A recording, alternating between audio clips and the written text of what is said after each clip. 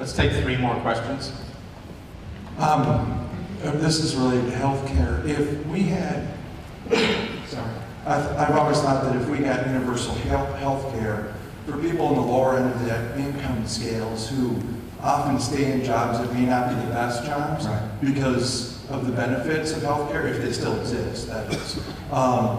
Do you feel that universal healthcare will help empower those people in the employer-employee relation to have some ability to seek out better jobs if they're not tied to an employer for their health? Yeah, I think, well, I think about the whole healthcare situation, and I'm a nicely paid professor at an elite university, so most of the people I know are in pretty good shape, and yet I know reasonably well at least a dozen people who are either uninsured, fear being uninsured, or are stuck in jobs they hate because of fear of losing insurance. And this is just pervasive throughout America, and would make a huge difference. It would allow people to be more flexible. It would allow more entrepreneurship. One of the reasons people are afraid to set out on their own and start something new is because, working for a big established company, at least you have a health plan. No, these are, we think we invented entrepreneurship in this country. There's the never verified quote from Bush that he's supposed to have said. The French don't even have a word for entrepreneur.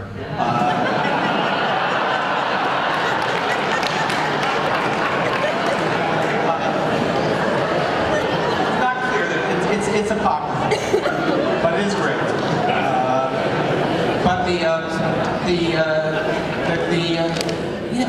I look right now, and in many ways, you can see that there's a lot of creativity going on in some of the European economies now, in Japan, surprisingly. And at least part of what makes it possible is healthcare. No, there's a lot of freedom that comes from knowing that should the worst happen, there will be a safety net. I keep hoping for a realignment of the parties, and so I'm wondering if the Southern white men you speak of are prospering so greatly that they'll never come around, or do you believe that they will rejoin the more liberal point of view of the rest of the country at some point? Okay. I'm not sure that they will, but there aren't that many of them when all is said and done. There are a lot of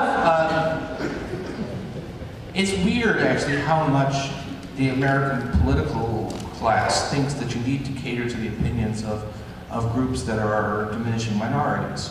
Southern white men are a smaller part of the electorate than I think. I don't know if it's true, but they're certainly not wildly larger than unmarried women. Why shouldn't that be an equally important group?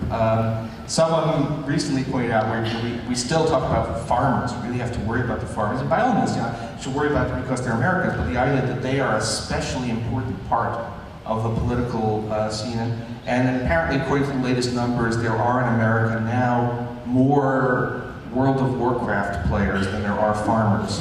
So, no, I shouldn't recommend other people's books. My publisher will get mad, but it's a very excellent book by a political scientist named Tom Schaller at University of Maryland called Whistling Past Dixie, which is an analysis on a lot of it. It shows up in my book from him. But basically the argument of the Democrats, look, you're not going to get that Southern white vote for quite a while, but you can win without it, so you don't need to do that. Last point, if you actually look at lower income Southern whites, actually are not very different from lower income whites in the rest of the country. It's actually the middle and upper income Southern whites that are very, very conservative. So I'm probably not allowed to say this, but the problem really is not poor white trash, it's rich white trash.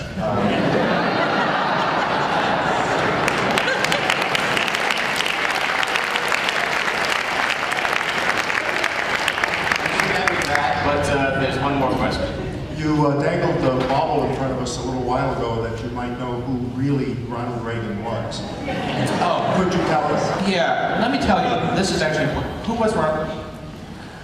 So Ronald Reagan, the real Ronald Reagan, you know, he is, I mean, everybody now, it's a running joke, St. Ronald, been reinvented as this wonderful icon of pure conservatism and nothing like the current occupant of the White House.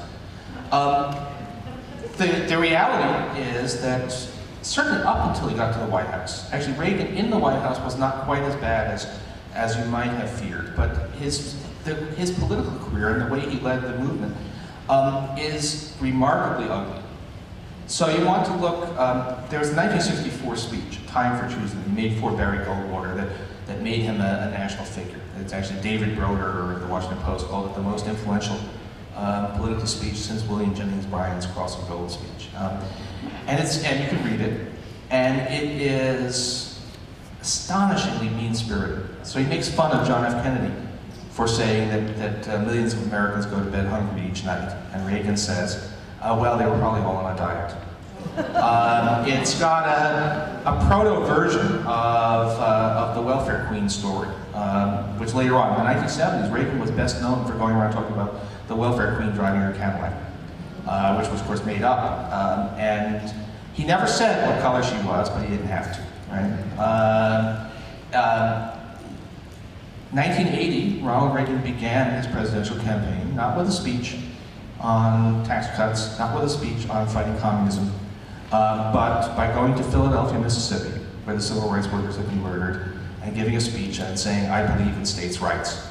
So his career was very largely based on tacit race baiting, and a fair bit of red baiting as well. But Reagan was the man who mastered the ability to use race in politics without actually saying the words. And there's